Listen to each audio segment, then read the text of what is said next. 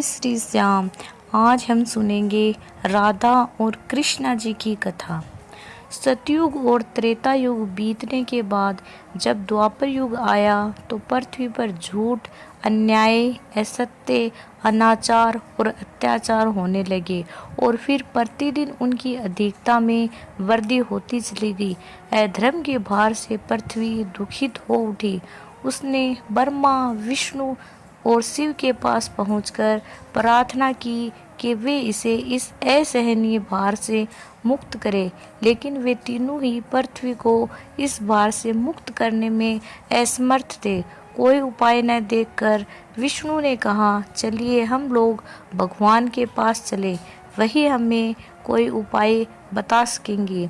विष्णु, लक्ष्मी, ब्रह्मा और शिव के साथ गोलोक में पहुँचे तो उन्हें परम ब्रह्म परमेश्वर को कृष्ण के रूप में और उनकी माया को राधा के रूप में देखा।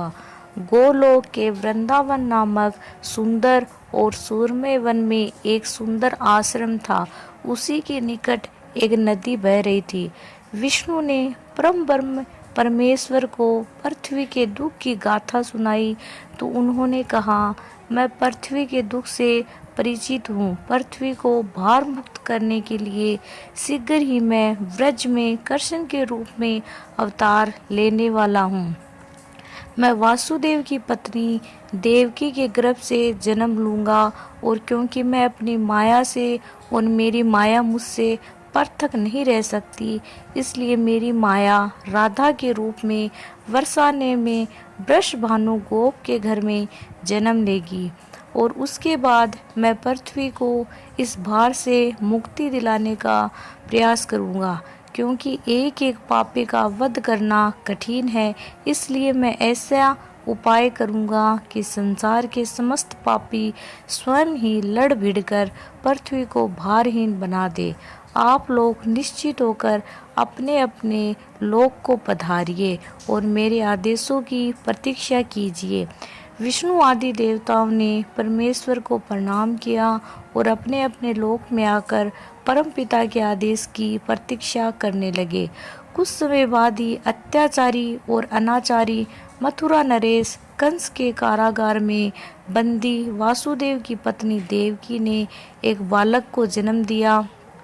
बालक के रूप में जन्म लेने से पूर्व ही भगवान ने उन्हें अपनी योजना बताते हुए आदेश दिया कि वासुदेव जी उन्हें गोकुल में नंद गोप की पत्नी यशोदा के पास छोड़ आए और उसी समय उनके गर्भ से जन्म लेने वाली कन्या को लाकर कंस के हवाले कर दे। वह कन्या मेरी योग माया है।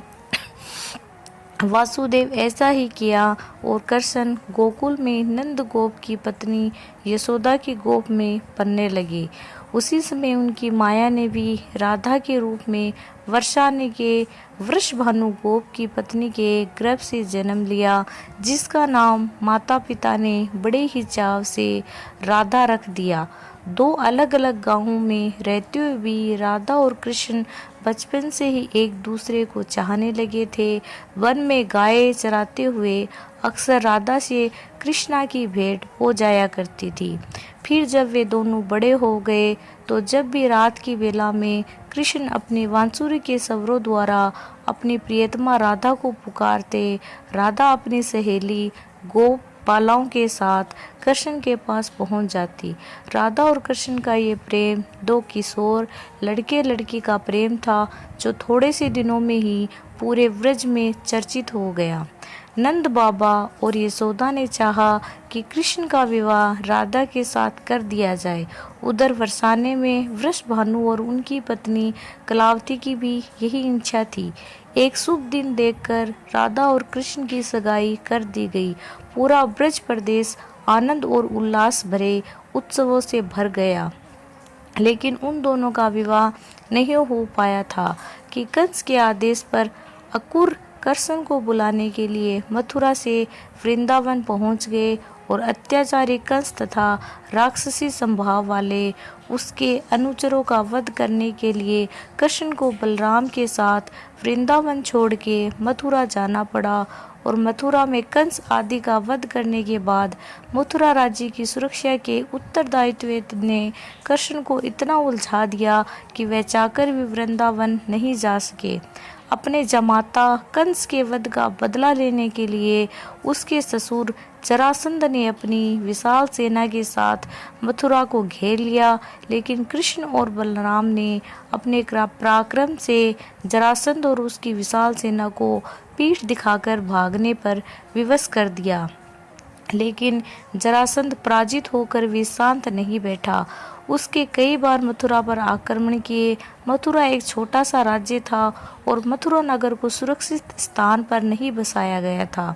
अतः कृष्ण ने मथुरा छोड़कर अन्य कहीं जाने का निश्चय कर लिया और जरासंध की विशाल सेना के बीच से मथुरा वासियों को सुरक्षित निकालकर हजारों योजन दूर भारतवर्ष के पश्चिम सागर तट पर ले गए और द्वारिका नगर की स्थापना करके एक शक्तिशाली यादव राज्य की स्थापना कर दी। अक्रूर के साथ मथुरा छोड़कर आने के बाद कृष्ण और राधा का मिलन फिर कभी नहीं हुआ, लेकिन वे आजीवन एक दूसरे को भूल नहीं पाए।